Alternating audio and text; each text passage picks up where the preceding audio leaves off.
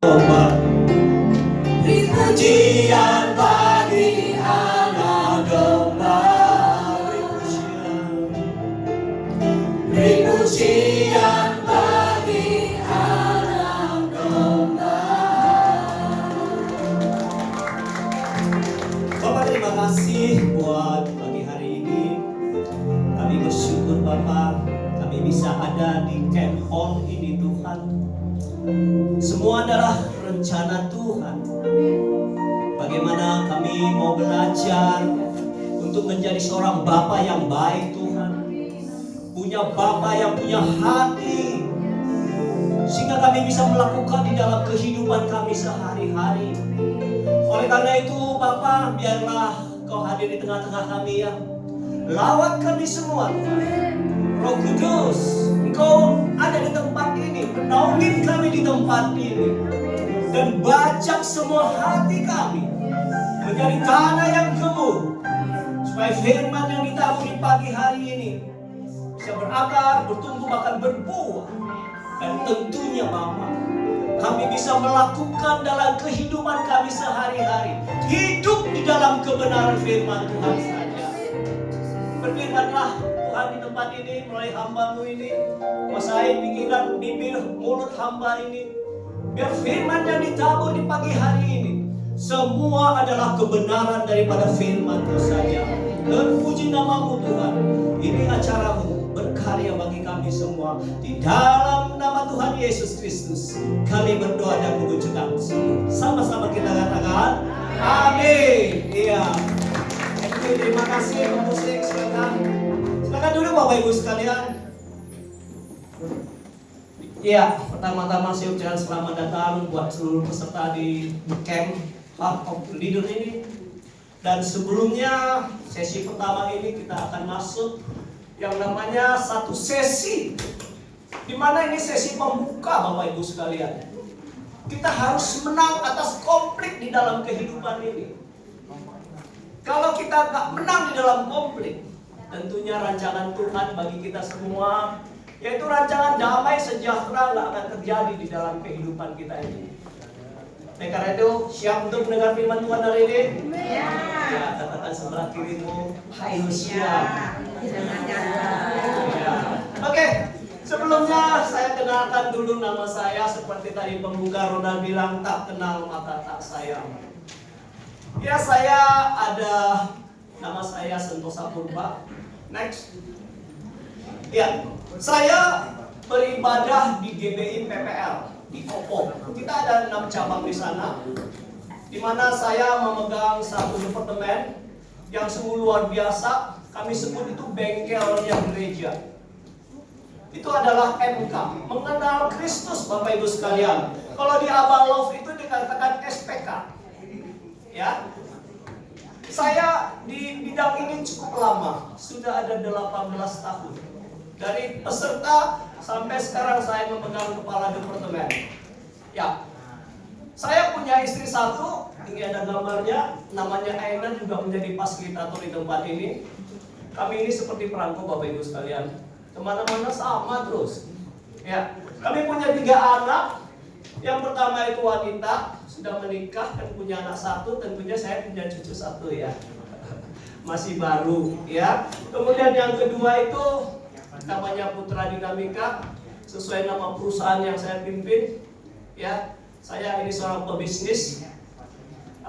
Anak saya ini baru tahun lalu selesai kuliah dan dari Prasmul ya. Sekarang nggak mau bekerja, maunya ikut papinya katanya. Ya, sekarang lagi belajar untuk meneruskan perusahaan yang saya pimpin. Dan kemudian yang ketiga itu namanya Nicholas. Ini lagi kuliah semester pertama di Taiwan Bapak Ibu sekalian. Ya, maunya ke Taiwan ya, udah saya suruh ke Taiwan. Nah, saya sama istri ini adalah perkawinan campur. Saya orang Batak, Sentosa Purba ya. Purba itu saya dari Karo ya. Tadi Purba itu ada 3, ada dari Toba, Simalungun, dan Karo. Saya kebetulan dari Karonya. Orang Karo biasanya katanya halus-halus, lembut-lembut. Benar nggak? Ya, istri saya dari Pontianak, ya orang Chinese ya, Liu ya. Saya akan bisa bahasa Chinese, dia bisa. Ya, jadi kami kawin campur. Kami ini sebenarnya perkawinan campur itu agak susah loh Bapak Ibu sekalian. Tapi anaknya bagus-bagus semua ya, cakep dan cantik-cantik. Ya, yang dia istri suaminya orang Batam ya, orang Medan juga, ya orang Chinese asli, ya Hokkien dan Kek. Ya, jadi saya ini sebenarnya tinggal 10%-nya Bataknya Bapak Ibu sekalian. Kalau kumpul semua saya yang paling hitam. Ya, ini uniknya. Ya perkawinan campur itu sering menimbulkan konflik. Kenapa? Ya, karena budayanya beda, makannya beda, rasanya beda, seleranya beda. Saya ingin kotak-kotak, dia ingin bulat-bulat. Sehingga mau dekorasi rumah susah, ya, nggak ketemu gitu ya. Nah, semuanya berbeda, bisa terjadi konflik. Tetapi saya bersyukur Bapak Ibu sekalian, kami bisa memahami satu sama lain, saling melengkapi. Sehingga di dalam rumah tangga saya sudah 28 tahun ya, kami nggak pernah konflik loh. Kami aman-aman aja. Kalau pergi sendiri maunya berdua. Itu yang kami lakukan. Dan ini menjadi contoh bagi anak-anak kami semua. Saya punya anak berurutan 4 tahun, 5 tahun. Anak kami yang pertama sudah punya anak 2 tahun. Ayo tambah lagi. Nggak mau, kami mau seperti papa 4 tahun 1. Supaya apa? Supaya anaknya itu bisa manjain dengan baik gitu, bisa diasuh dengan baik. Itu adalah pola-pola di dalam keluarga Bapak Ibu sekalian. Nah, ini keluarga saya sudah kenal ya. Nah, nanti kalau ketemu saya punya anak 3 loh. Ya, oke. Baik, kita akan masuk di menang atas konflik sesi pertama ini. Bapak Ibu sekalian, konflik bisa terjadi di mana-mana. Ya, di rumah tangga, di masyarakat, di kantor, bahkan di gereja katanya banyak konflik. Sehingga banyak gereja terbuka sana sini. Tapi ada untungnya, gereja makin banyak. Ya, tetapi hari ini kita belajar bagaimana kita bisa menang atas konflik. Di dalam masyarakat mungkin kita bisa melihat apa yang namanya manajemen konflik. Itu suatu proses untuk mengidentifikasi bagaimana supaya konflik itu tidak terjadi. Akan dilakukan dengan musyawarah, negosiasi, supaya apa? Supaya baik semua. Tetapi hari ini beda loh Bapak Ibu sekalian. Kita belajar bagaimana kita mengatasi konflik di dalam kehidupan kita ini dengan cara satu aja. Menang atas diri sendiri. Katakan, menang atas diri sendiri. Kenapa kita menang atas diri kita sendiri Bapak Ibu sekalian? Karena ini pergumulan hidup kita. Banyak rasa kita selalu ingin berdosa, melawan kedagingan kita. Makanya kita melawan daging ini supaya kita apa? Supaya itu baik. Supaya kita menang atas konflik di dalam kehidupan ini. Ini kita belajar hari ini. Siap untuk belajar hari ini Bapak Ibu sekalian? Siap, katakan sebelahmu siap. Iya, baik. Nah, next. Sebuah pohon Bapak Ibu sekalian, kalau kita lihat itu yang kelihatan apa? Ada batangnya, ada dahannya, ada bunganya, ada buahnya. Tetapi Bapak Ibu sekalian, akarlah yang menentukan buah. Makanya kalau seorang petani, saya yakin di sini nggak ada petani ya. Ada petani? Nggak ada. Kalau di kampung saya pencariannya adalah bertani. Jadi kalau supaya buahnya baik, maka akarnya dikasih pupuk. Pupuk urea, KCl supaya buahnya baik, manis, supaya bisa dijual menguntungkan begitu. Nah, demikian juga konflik Bapak Ibu sekalian. Kalau ada konflik di dalam kehidupan kita, yang kelihatan itu adalah sikapnya, tindakannya. Tetapi yang tidak kelihatan adalah akar masalahnya. Nggak kelihatan akar masalahnya Bapak Ibu sekalian. Tetapi Bapak Ibu sekalian perhatikan, yang tidak kelihatan itulah yang menentukan kelihatan. Sekali lagi, yang tidak kelihatan itulah yang menentukan kelihatan. Oleh karena itu Bapak Ibu sekalian, mari kita cari apa yang tidak kelihatan dalam hidup kita. Supaya apa? Supaya sikap dan tindakan kita itu benar. Kita coba masuk di dalam satu ayat, Ibrani 12 ayat 15. Next. Ya, Ibrani 12 ayat 15 bisa baca semua? Coba kita baca karena ini sangat penting Bapak Ibu sekalian. Ya. 1, 2, 3. Jagalah supaya jangan ada seorang pun menjauhkan diri dari kasih karunia Allah, agar jangan tumbuh akar pahit yang menimbulkan kerusuhan dan yang mencemarkan banyak orang. Bapak Ibu ngerti nggak ayat ini? Nah, kita lihat apa akarnya Bapak Ibu sekalian. Akarnya ialah akar pahit. Akar pahit itu katanya bisa menimbulkan kerusuhan. Akar pahit itu katanya bisa mencemarkan banyak orang. Itu adalah sikap kalau kita punya namanya akar pahit. Saya harap di sini nggak punya akar pahit ya. Akar pahit akan menimbulkan kerusuhan. Kerusuhan itu punya tindakan. Tindakannya adalah suka marah-marah, suka memberontak. Kalau Bapak Ibu sekalian suka marah-marah, ada yang suka marah-marah di sini? Berarti ada akar pahit yang belum diselesaikan. Kalau Bapak Ibu suka memberontak, artinya apa? Ada akar pahit di dalam hidup kita. Oleh karena itu potong akar pahitnya. Kasih pupuknya firman Tuhan. Kalau kita punya suka ada akar pahit, itu mencemarkan banyak orang. Kalau sikap kita suka mencemarkan banyak orang, maka kita orangnya punya tindakan suka bergosip. Bapak Ibu, apalagi ibu-ibu suka gosip enggak ini? Saya yakin enggak. Kenapa? Karena udah belajar firman Tuhan. Amin. Kalau kita sudah belajar firman Tuhan, maka kita nggak mau gosip. Gosip itu nggak baik Bapak Ibu sekalian. Itu memfitnah. Lebih kejam dari pembunuhan katanya. Oleh karena itu kita harus belajar supaya akar pahit dalam hidup kita ini tidak ada lagi. Potong.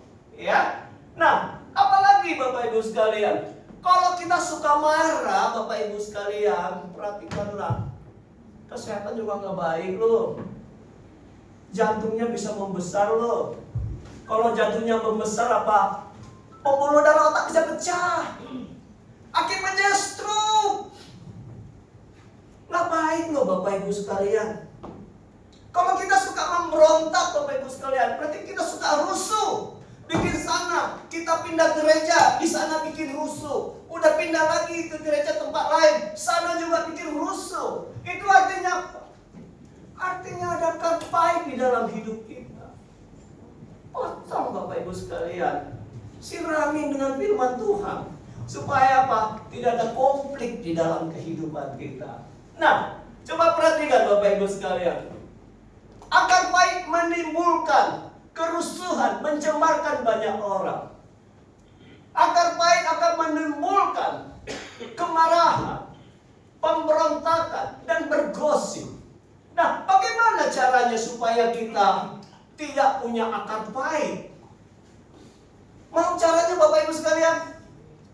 Lihat di ayat pertama itu. Di kalimat pertamanya itu. Dikatakannya, jagalah supaya jangan ada yang menjauh dari kasih karunia Allah. Kita harus jaga kasih karunia Allah itu. Apa itu kasih karunia Allah? Kasih karunia Allah itulah anugerah keselamatan yang sudah Tuhan berikan kepada kita. Itu harus kita jaga Bapak Ibu sekalian. Karena begitu besar kasih Allah akan dunia ini.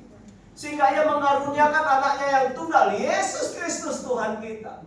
Supaya setiap orang yang percaya tidak ada yang hilang atau tidak ada yang binasa. Syaratnya apa Bapak Ibu sekalian? Percaya. Percaya bahwa Yesus itu adalah Tuhan atas hidup kita. Percaya bahwa Yesus telah menebus hidup kita. Percaya, dengan kita percaya, maka kita mengalami satu kasih yang luar biasa. Dan itu dikatakannya, jagalah supaya jangan seorang pun menjauh dari kasih karunia Allah itu. Jaga, bagaimana kita menjaga kasih karunia Allah, Bapak Ibu sekalian? Ya tentunya baca firman. Sini ada baca firman enggak? Baca firman itu gampang loh. 10 menit selesai. Tetapi bisa tekun enggak? Setiap hari bisa enggak? Kami di gereja hampir 70% jemaat kami di PPL Kopo Bandung itu sudah baca firman 1 pasal 1 hari, Bapak Ibu sekalian. 70% loh. Kita bagi kelompok. Nah, bacanya gampang, 1 pasal 1 hari. Dan itu sudah bertahun-tahun, hampir 10 tahun. Nah, kalau kita baca Alkitab, Bapak Ibu sekalian, 1 pasal 1 hari, maka 4 tahun itu dari Kejadian sampai Wahyu itu selesai. Lebih kurang ya. Kalau 4 pasal berarti 1 tahun selesai bacanya. Nah, kami itu sudah dari Kejadian sampai Wahyu full, dan dari Amsal, Mazmur, Perjanjian Baru sudah 3 kali, Bapak Ibu sekalian. Jadi mereka selalu baca, dan itu di checklist loh. Di checklist, ada checklistnya, ada grup-grupnya, ada yang 10, ada yang 20, ya. Semua komsel harus baca firman. Semua pengerja harus baca firman. Dan itu dikontrol oleh kepala departemen masing-masing. Kita pengerja ada 100 orang loh. Semuanya baca firman.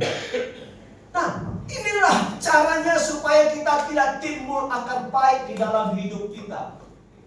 Kalau itu muncul, berarti ada yang salah, Bapak Ibu sekalian. Kita tidak baca firman, kita tidak merenungkan firman, kita tidak melakukan firman, dan tidak membagikan firman.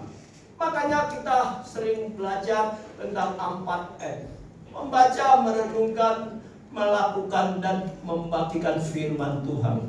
Yang lain apa? Banyak caranya. Ada yang komsel. Ya, saya senang dengan grupnya Bu Susan SPH di sini. Setiap hari Senin sampai Sabtu, 1 jam 1 hari. Luar biasa. Perlu ketekunan.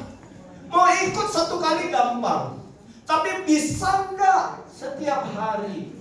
Ya, bisa nggak kasih waktu untuk bersekutu? Karena komsel itu penting, Bapak Ibu sekalian. Di sana adalah tempat kita belajar berdoa, belajar baca firman, belajar melakukan, belajar mengendalikan gesekan-gesekan yang ada. Bapak Ibu sekalian, saya adalah produk komsel. Saya produk komsel. Saya itu berdoa juga nggak bisa dulunya. Sungguh nggak bisa. Tapi karena ikut komsel, belajar, ya, belajar doa, belajar firman, nggak bisa nyanyi juga, nggak bisa main musik. Tapi kita selalu perbarui, next level, belajar main gitar. Sekarang udah bisa main gitar. Belajar terus. Supaya apa? Supaya kita bertumbuh dan akar baik itu tidak ada di dalam kehidupan kita. Next, ayat yang kedua yang kita belajar. Ya, 1 Timotius 6 ayat 10 berkata demikian. Karena akar segala kejahatan ialah cinta uang. Sebab oleh memburu uanglah beberapa orang telah menyimpang dari iman dan menyiksa dirinya dengan berbagai-bagai duka. Ya, akar masalahnya apa, Bapak Ibu sekalian? Cinta uang. Semua suka uang ya. Ya, uang itu penting, Bapak Ibu sekalian. Tetapi jangan uang itu menjadi tuan atas hidup kita. Ya, tapi uang itu sebagai media untuk kita bisa hidup. Ya. Kalau bisa, biarlah uang yang mengejar kita. Jangan kita yang mengejar uang. Nah, apa akibatnya orang yang cinta uang? Orang yang cinta uang dikatakan ada rasa takut, punya sikap takut, punya sikap khawatir, punya sikap iri hati. Kenapa dia takut dan khawatir? Karena takut uangnya habis. Karena takut nanti kalau habis aku makan apa. Sehingga dia berhemat luar biasa. Sangat berhemat. Ya, mencari uang pagi sampai malam. Itu dulu saya, Bapak Ibu sekalian. Jam 8 sampai jam 12 malam saya cari uang. Sehingga nggak pernah yang namanya komsel. Itu dulu saya. Karena kerja keras. Saya masih muda, Bapak Ibu sekalian. Punya kerjaan 3 loh. Belum kawin loh. Pagi jam 6 sudah kerja sampai jam 2. Jam 2, jam 4 saya part time 2 jam sampai jam 6. Jam 7 ke malam sampai jam 12 malam saya berjualan. Makanya waktu muda itu saya punya banyak uang. Kenapa? Karena cari uang terus, Bapak Ibu sekalian. Mumpung belum punya tanggungan. Jadi saya kawin itu saya sudah punya semuanya, Bapak Ibu sekalian. Bisa punya membuat acara dengan uang sendiri, semuanya sendiri, Bapak Ibu sekalian. Karena memang dari kecil adalah orang yang aktif. Kelas 4 saya sudah cari duit, Bapak Ibu sekalian. Ya, jadi mari Bapak Ibu sekalian, ini cinta uang. Tapi kita nggak boleh mentuankan uang atas hidup kita. Ya, jangan takut Bapak Ibu sekalian. Tuhan sudah memberikan bagian kita. Kalau kita ada ambil lebih daripada yang Tuhan sudah berikan, apa yang terjadi dalam hidup kita? Bisa anak-anak kita yang kena, ya, anak kita maunya sekolah yang tinggi, kita nggak kasih. Kenapa? Sayang uangnya. Sekolah tinggi-tinggi ngapain? Perempuan apalagi? Nanti juga ke dapur. Nggak mau. Sayang uangnya. Ini orang yang cinta uang. Tapi kita sebagai bapaknya harus memberi yang terbaik bagi anaknya. Karena Allah sendiri juga sudah memberikan yang terbaik bagi kita, Bapak Ibu sekalian. Kita berikan yang terbaik bagi anak kita. Karena ini adalah contoh. Bapak Ibu sekalian, banyak anak-anak sekarang nggak mau kawin. Kenapa nggak mau kawin? Kalaupun kawin nggak mau punya anak. Ini terjadi krisis di Indonesia ini. Bahkan di luar negeri sudah terjadi banyak. Kenapa bisa terjadi? Karena di rumah tangga banyak terjadi konflik. Mereka melihat contoh video papa, video mama, melihat orang tua berantakan, dan mereka nggak mau kawin, nggak mau punya anak, karena kita tidak memberi contoh. Tetapi saya percaya hari ini Bapak Ibu sekalian, kita belajar hari ini sehingga kita menjadi seorang bapak yang baik, ibu yang baik untuk anak-anak kita, dan memberi contoh bagi keluarga, bahkan sampai keluarga yang lain. Kita memberi contoh. Oleh karena itu Bapak Ibu, mari jangan cinta uang. Cinta uang juga bisa membuat kita iri hati loh. Kalau orang lebih kaya dari kita, kita mau kejar. Kalau orang punya mobil, kita mau punya mobil. Ini adalah orang-orang yang cinta uang. Apa tindakannya orang cinta uang? Tindakannya tidak jujur. Nggak jujur, suka berbohong. Kalau bisnis suka berbohong, suka berutang. Ini adalah orang-orang yang cinta uang. Punya tindakan-tindakan yang tidak baik di dalam kehidupan dia. Saya yakin di sini nggak ada yang mau bohong. Karena sudah tahu kebenaran daripada firman Tuhan. Ya, oke, next kita lanjut ke ayat yang ketiga. Titus 1 ayat 15 dikatakannya demikian. Bagi orang suci, semuanya suci. Tetapi bagi orang najis dan bagi orang yang tidak beriman, suatu pun tidak ada yang suci. Karena apa? Karena baik akal maupun suara hatinya sudah najis. Najis itu Bapak Ibu sekalian, najis itu kotor, nggak layak untuk dipersembahkan. Kita harus hidup saleh seperti Ayub. Najis itu kotor. Semuanya itu halal bagi mereka. Buat kejahatan itu halal. Ya, tapi orang yang kudus, orang yang suci, semuanya suci loh Bapak Ibu sekalian. Semua lihat atas kekudusan, semua lihat atas kesucian. Oleh karena itu, mari Bapak Ibu sekalian, bersihkan hati kita. Jangan ada kenajisan dalam hidup kita. Orang yang punya najis biasanya dipengaruhi oleh kutuk. Saya nggak masuk di sini ya Bapak Ibu sekalian, karena kutuk ini sangat penting diputuskan. Tapi ini bukan sesi kita. Ya, biasanya kami di MK atau di SPK ini kita belajar tentang kutuk. Harus diputuskan karena ini mempengaruhi sekali tentang kenajisan. Ada kutuk kemiskinan, ada kutuk kenajisan, ada kutuk perkawinan, kematian, banyak. Ini harus kita telusuri dari 4 generasi ke atas kita. Itu harus tahu supaya ini bisa diputuskan. Sesinya nanti kalau ada MK di Bandung bisa online juga. Ya. Oke. Karena waktu juga tinggal 15 menit. Ya. Najis itu akan menimbulkan rasa bersalah, frustasi. Kenapa? Orang yang suka bersalah, rasa bersalah biasanya orang yang minder. Orang yang minder itu artinya apa? Dia kadang-kadang suka ingin bunuh diri. Ada yang suka pernah mau ingin bunuh diri, Bapak Ibu sekalian? Ada ya di sini, aman semua. Lihat, aman semua. Ini adalah hal yang tidak bagus. Dan dia punya tindakan, kebiasaan-kebiasaan buruk. Kebiasaan buruk itu apa aja? Ya, ini perhatikan, kalau kita ada di zona ini, hati-hati Bapak Ibu sekalian, berarti kita ada kenajisan di dalam kehidupan kita. Nah,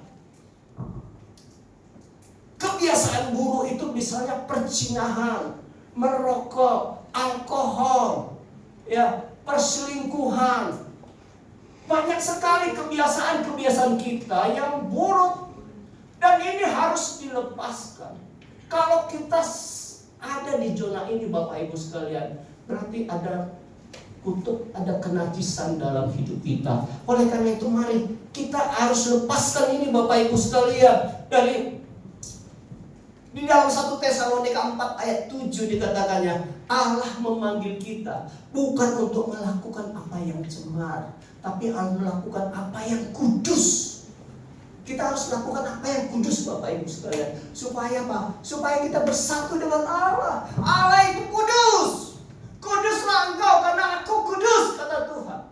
Bagaimana kita nggak kudus bisa bersatu dengan Allah yang kudus itu? Nggak mungkin bersatu Bapak Ibu sekalian. Air tidak bisa bersatu dengan minyak. Demikian juga kekudusan tidak bisa bersatu dengan ketidakkudusan.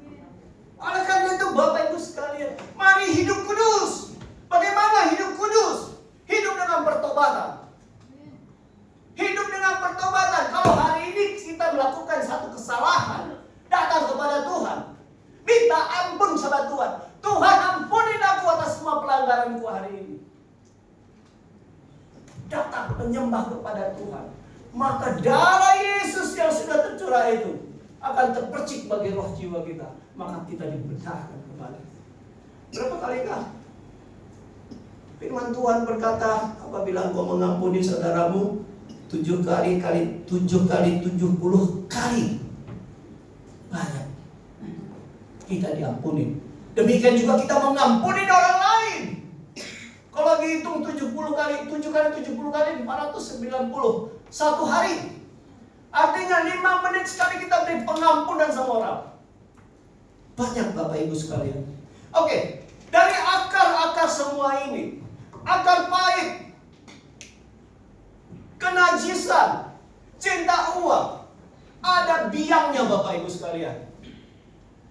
Ada biangnya loh. Apa itu biangnya? Next, ini dia, kesombongan. Katakan kesombongan. Ini adalah biang daripada akar segala akar.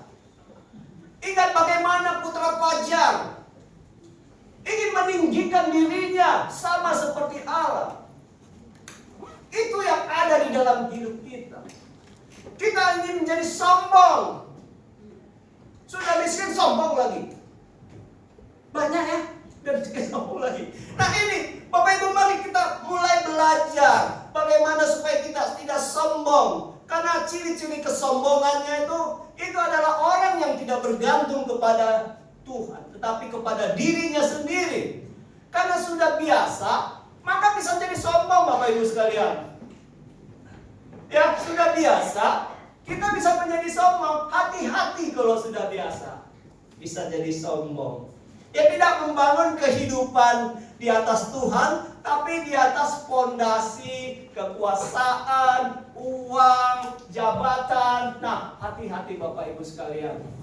Ya, ini bisa membuat kita sombong. Tanda-tanda kesombongan bisa next. Ya, mencari pujian bagi diri sendiri, merasa lebih dari orang lain, sulit diajar, sulit tunduk pada otoritas. Ya, tidak bisa tunduk pada otoritas. Ini adalah tanda-tanda orang yang sombong. Kalau Bapak Ibu sekalian ada di zona ini, hati-hati, berarti kita ada kesombongan.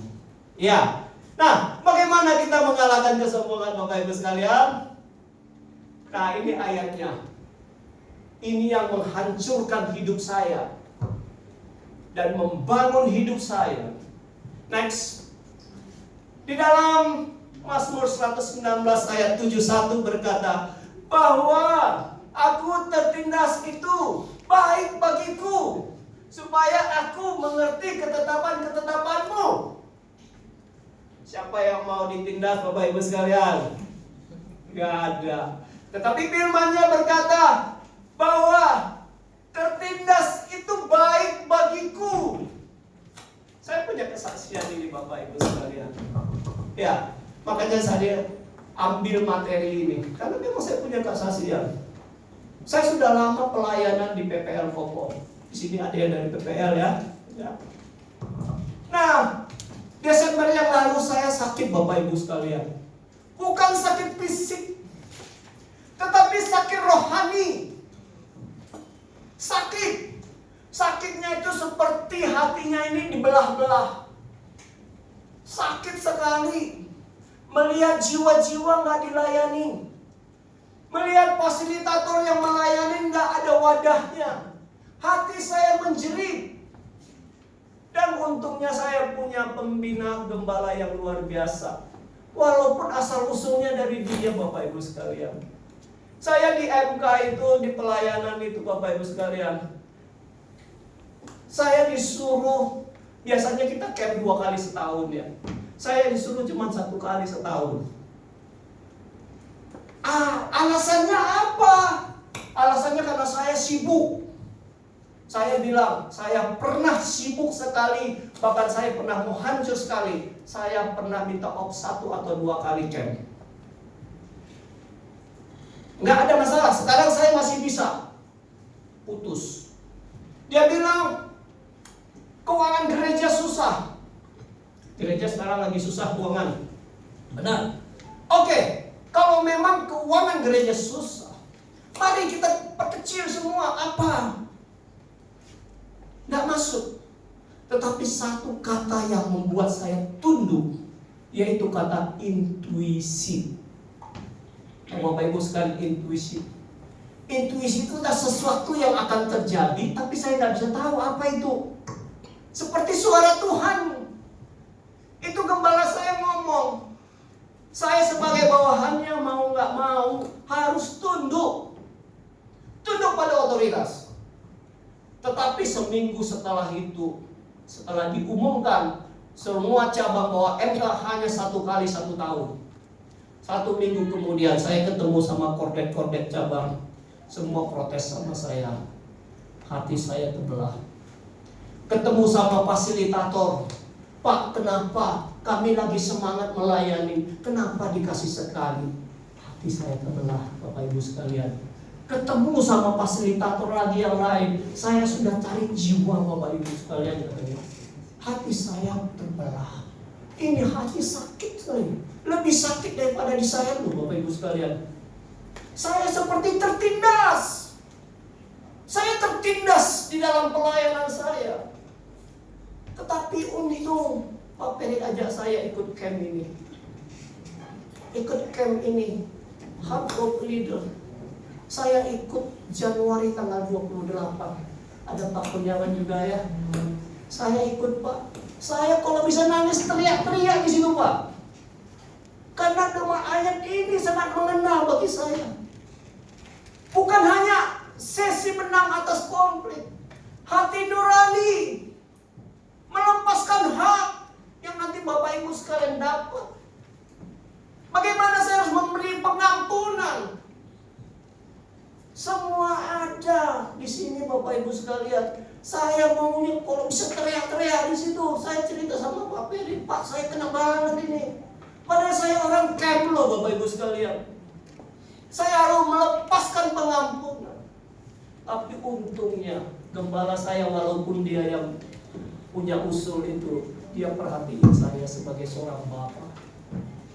Ya, dia mulai telepon saya, dia mulai WA saya, mulai ngajak ketemu sama saya. Saya ketemu, kenapa Pak? Saya cerita, saya nangis depan dia Bapak Ibu. Orang yang gagah begini bisa nangis? Ya, nangis saya di depan dia. Itu istri saya ada di belakang. Saya nangis. Kenapa? Karena ini pelayanan. Saya berpikir ini jiwa-jiwa yang harus dimenangkan, harus mengalami kasih mula-mula. Kalau belum terjadi camp, dia meninggal, yang tanggung jawab siapa? Saya melepas Bapak Ibu. Bukan karena gembala saya, karena saya memang sudah setujuin. Tapi nggak boleh ditolak lagi. Nah, inilah aku tertindas. Itu baik bagiku supaya aku mengerti ketetapan-ketetapanmu. Saya lakukan Bapak Ibu sekalian. Ya, saya punya reaksi yang benar. Ada reaksi yang salah. Reaksinya apa? Ingin cepat selesai. Kalau kita punya konflik di dalam kehidupan kita, maka kadang-kadang kita mau ingin cepat selesai. Benar nggak? Benar. Ingin cari jalan pintas. Lari dari persoalan lebih parah lagi. Tetapi ingat Bapak Ibu sekalian, semakin kita mencari jalan pintas, jalannya makin panjang. Kenapa? Karena nggak selesai-selesai masalahnya. Saya punya masalah, saya lari tiap malam ke nightclub minum. Besok akan muncul masalah lain, bahkan bisa bernambah kembali. Oleh karena itu, mari Bapak Ibu sekalian, kita belajar tertindas untuk apa? Untuk menghancurkan kesombongan itu. Kita seperti sebuah bongkahan mutiara yang belum diasah. Waktu diasah, dibersihkan sakit Bapak Ibu sekalian. Apalagi waktu dipahat, sakitnya minta ampun. Seperti saya tadi, hatinya hancur, disayat-sayat. Begitu digosok supaya mengkilat, sakit. Tetapi akhirnya pada satu saat dia menjadi sebuah mutiara yang bagus, cantik, dan mahal. Satu ayat lagi saya dapat Bapak Ibu sekalian.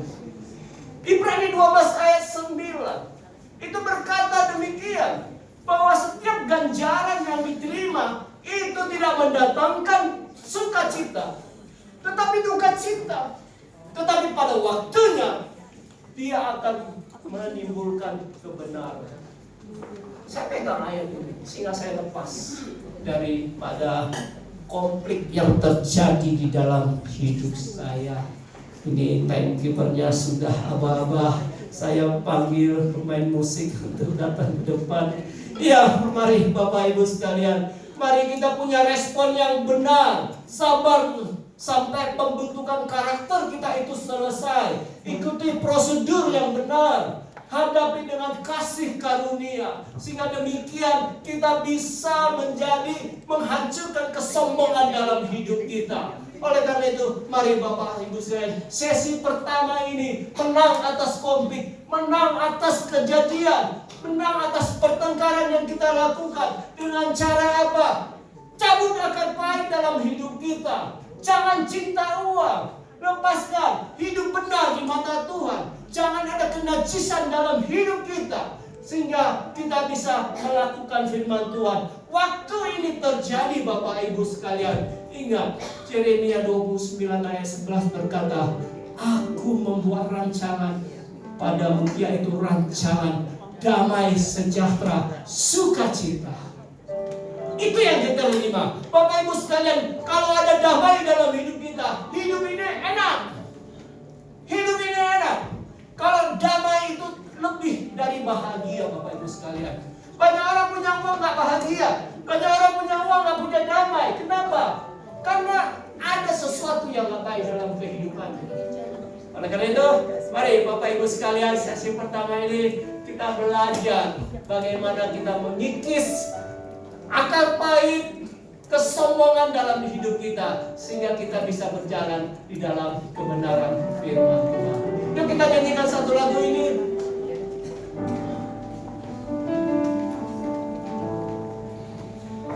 Kau yang lebih tahu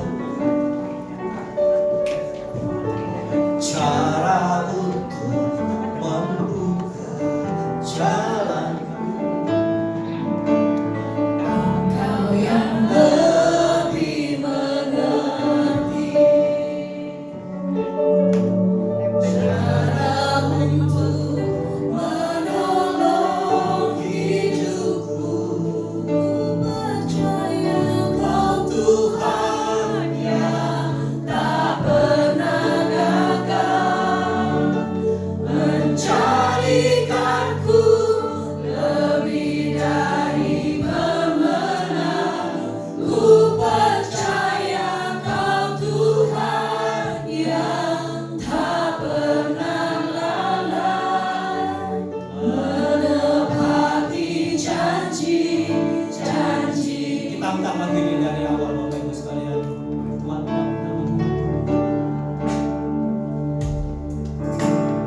Engkau yang lebih tahu cara untuk mengubah jalanku. Engkau yang lebih mengerti cara untuk menolong hidupku. Ku percaya Kau Tuhan yang tak pernah gagal, menjadikanku lebih dari pemenang. Ku percaya Kau Tuhan yang tak pernah lalai, menepati janji-janji-Mu. Ku percaya Kau Tuhan yang tak pernah gagal, menjadikanku lebih dari pemenang. Ku percaya Kau Tuhan yang tak pernah lalai, menepati janji-janji-Mu. Menepati janji-janji-Mu. Bapak, terima kasih Tuhan. Buat sesi pertama ini Tuhan, firman-Mu sudah ditabur bagi kami semua Tuhan. Biarlah Roh Kudus Kau membawa masuk semua firman ini ke dalam hati kami semua. Kami bisa melakukannya di dalam kehidupan kami Bapak. Kami bisa memutus akar pahit di dalam hidup kami dengan firman Tuhan. Kami tidak mau cinta uang, dan kami mau hidup di dalam kekudusan nama-Mu saja Tuhan. Dan kami mau lepas daripada kesombongan itu, karena itu adalah biang daripada semua masalah di dalam hidup ini. Materaikan firman-Mu Tuhan bagi kami semua. Biarlah Tuhan terus menyertai kami di dalam kehidupan kami. Sampai pada waktunya nanti Tuhan, kami dipanggil kembali oleh-Mu. Dan kami didapati sempurna seperti yang Kau harapkan Tuhan. Menjadi saksi-saksi Kristus di dalam hidup kami. Karena kami bisa mempunyai satu sikap yang baik, yang terus mencari Tuhan di dalam hidup kami. Kami terus mencari pengenalan akan Tuhan di dalam kehidupan kami. Sehingga kami didapati sempurna. Kami bisa hidup di dalam jalan kebenaran itu Tuhan. Karena Engkau adalah kebenaran itu sendiri Tuhan. Terima kasih Bapak. Terima kasih berkarya terus di sesi-sesi di hari ini maupun besok hari Tuhan. Biar kami terus dibekali oleh firman Tuhan di tempat ini. Sehingga pada akhirnya kami menjadi seorang leader yang baik Tuhan. Menjadi pemimpin yang baik, yang punya hati untuk melayani, mencintai anak-anak kami Tuhan. Terima kasih Bapak. Terpuji nama Tuhan saja. Di dalam nama Yesus kami berdoa dan mengucap syukur. Sama-sama kita katakan amin. Oke, terima kasih. Tuhan Yesus memberkati kita semua. Sekali lagi berikan kemuliaan